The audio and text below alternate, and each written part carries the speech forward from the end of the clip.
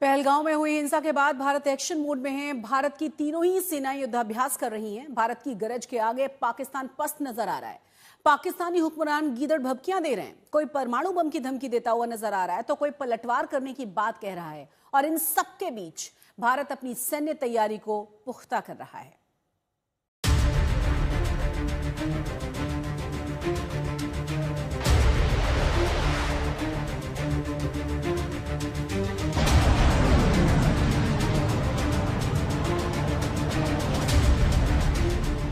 पाकिस्तान के हौसले पस्त हैं। खौफ के साए में है पूरा पाकिस्तान। आशंकाओं के बादल से घिरा हुआ, थोड़ा सहमा, थोड़ा डरा हुआ, क्योंकि पाकिस्तान को ये तस्वीरें दहला रही हैं।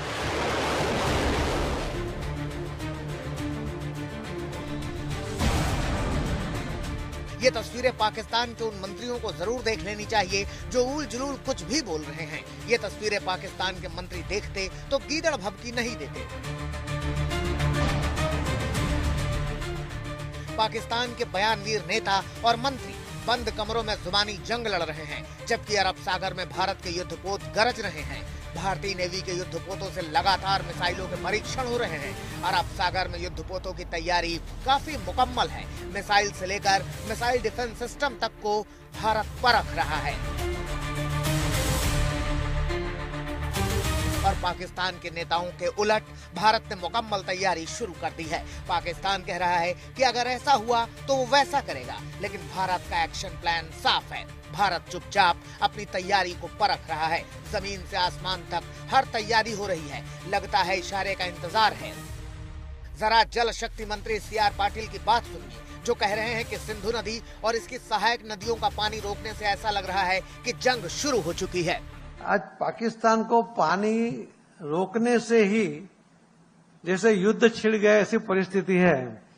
उस टाइम भी अगर पानी को रोक लेते तो और ज्यादा अच्छा हो जाता, तो रामायण थोड़ा अलग से लिखा जाता।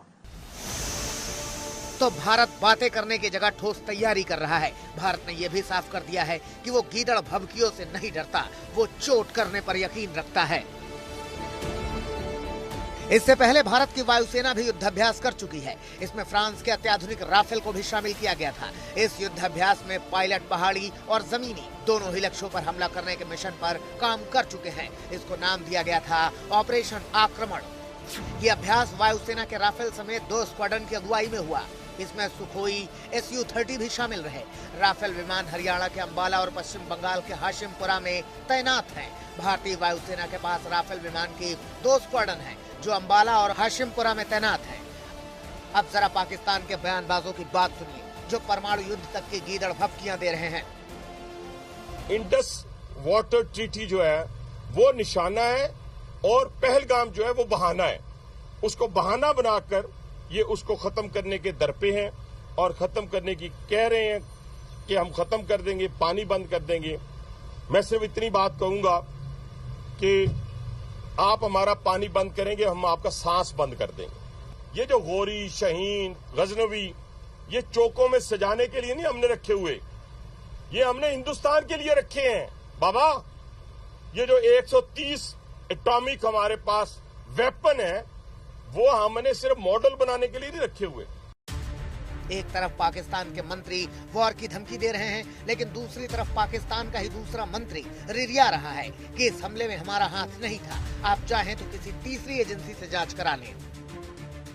We call for a neutral and independent body to lead this inquiry. Pakistan is fully prepared to cooperate with any neutral investigators to ensure that the truth is uncovered and justice is served. Pakistan remains committed to peace, stability and following of the international norms, but will not compromise on its sovereignty. और जाते जाते जरा पाकिस्तान के पूर्व मंत्री शेख रशीद अहमद का ये बयान भी सुन लीजिए। जनाब पाव पाव के परमाणु बमों की बात कर रहे थे। अगर उस वक्त हमने हिंदुस्तान के एटमी धमाके का जवाब न दिया होता तो आज हम इस पोजीशन में न होते कि हिंदुस्तान की आंख में आंख डाल के बात कर सकते। और जो बात मैंने कही है कि हमारे वहाँ 25-30 करोड़ मुसलमान हैं, हम एटमी जंग नहीं चाहते, लेकिन हिंदुस्तान ये याद रखे, हमारे पास पाव आधा पाव का भी बम है। मैं बाबा गुरु नानक के स्टेशन से हिंदुस्तान को मुतनब्बे करता हूं, हमारे पास आधे आधे पाव के और पाव पाव के भी एटॉमिक बम है। हमें पता है कि 1 इंच का इस्तेमाल करना है, आधे इंच का करना है, पौनी इंच का करना है या 2 इंच का करना है। तो पाकिस्तान के मंत्री बंद कमरों में बयानों के गोले दाग रहे हैं, जबकि भारत ने असल जमीन पर जंग की तैयारी शुरू कर दी है। पाकिस्तान को सबक सिखाया जाएगा, जरूर सिखाया जाएगा। आज तक ब्यूरो।